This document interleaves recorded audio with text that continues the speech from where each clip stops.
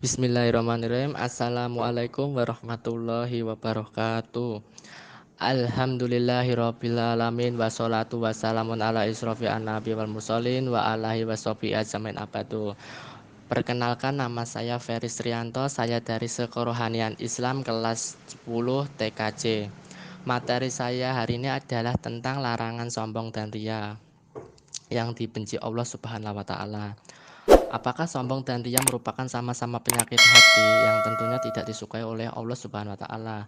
Perbedaan sombong dan riya hanyalah pengertian dan saja. Sombong itu adalah cenderung sikap seorang yang merasa dirinya lebih sempurna dan menganggap orang lain lebih rendah di matanya. Sedangkan riya merupakan sikap yang merasa senang, cenderung berlebihan mendapat pujian serta merasa pamer atas apa yang telah kita punya. Tapi yang jelas kedua itu sama-sama penyakit hati dan keduanya tentu amat berbahaya jika tidak segera dihilangkan dari tubuh kita dan hati kita. Serta amat buruk lantaran tidak disukai oleh Allah Subhanahu wa taala. Terutama sombong, sebuah sikap serta penyakit hati yang paling Allah tidak sukai. Lihatlah sejarah bagaimana iblis dikeluarkan dari surga akibatnya sikap yang sombong lantaran tidak mau menurut perintah Allah Subhanahu wa taala untuk bersujud pada Nabi Adam alaihissalam. Dan dari situ seharusnya kita sudah menyadari bahwa amat tahu dan jelas bahwa sejatinya sebagai hamba Allah tak patutlah kita merasa berbangga diri dan bersikap sombong, apalah guna kita di hadapan Allah. Sebab sombong karena kita hanyalah kecil di mata Allah Subhanahu wa taala. Harisah bin Wahab pernah berkata bahwa ia mendengar Rasulullah SAW bersabda yang berbunyi, "Maukah kalian aku beritahu tentang penduduk neraka? Mereka semua adalah orang kasar, rakus, dan sombong." Hadis riwayat Bukhari dan Muslim. Hadis ini menjelaskan bagaimana bahayanya sifat orang-orang sombong. Kesombongan akan merugikan pelakunya di dunia dan juga di akhirat kelak nanti. Naudzubillah min dzalik. Tiga perilaku buruk tersebut akan membawa manusia menjadi penghuni neraka yang dimana di situ adalah tempat seburuk-buruknya umat manusia kembali. Naudzubillah min dzalik. Semoga kita tidak termasuk orang-orang yang sombong. Kesombongan hanya akan membawa kita pada kehancuran. Kita harus belajar dari kisah iblis. Sang iblis itu hebat, namun dia sombong dan angkuh, merasa dirinya lebih baik dari Nabi Adam alaihissalam. Allah Subhanahu wa taala berfirman dalam Quran surat Al-A'raf ayat 13 yang berbunyi, "Khalafa babit minha fama yakhunu laka'an tababaro fiha fakhurut innaka minas saghirin."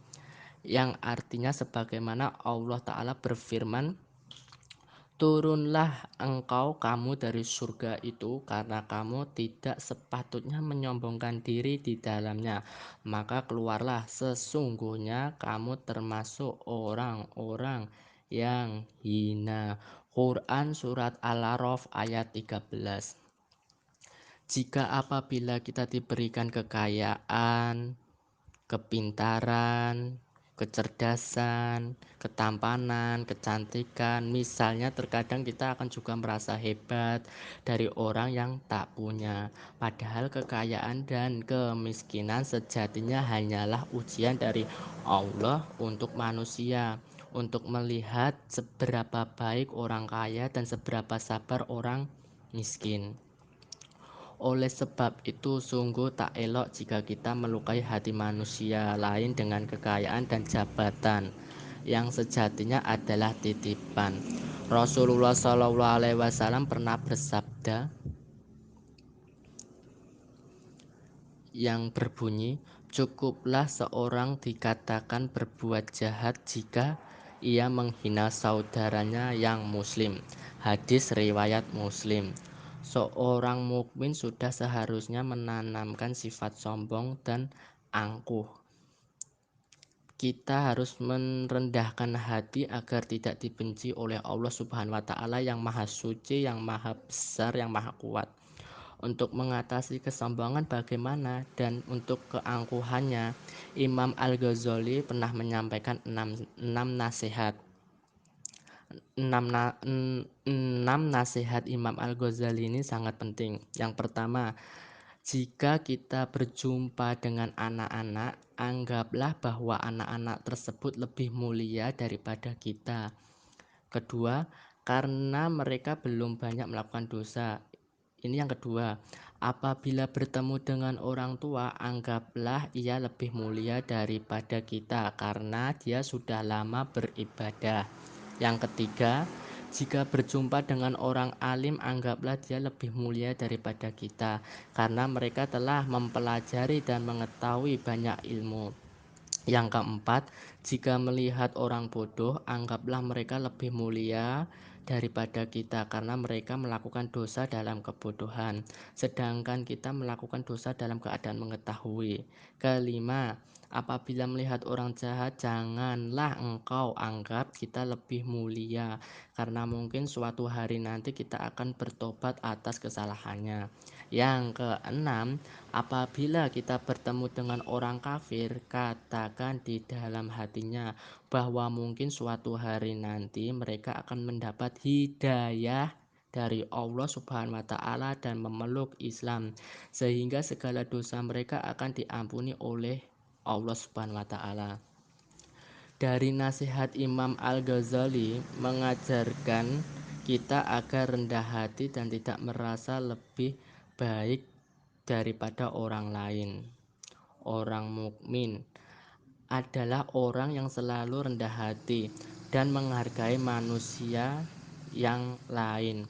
Allah Subhanahu wa taala juga berfirman, wa ibadur rahmanil ladzina yasmuna al-ardi wa idza qata'umul jahiluna qawlu salama,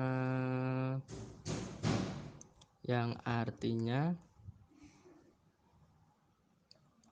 dan hamba-hamba Tuhan yang maha penyayang ialah orang yang berjalan di atas bumi dengan rendah hati, dan apabila orang-orang jahil menyapa mereka, mereka mengucap kata-kata yang mengandung keselamatan. Quran Surat Al-Furqan ayat 63. Wallahu a'lam.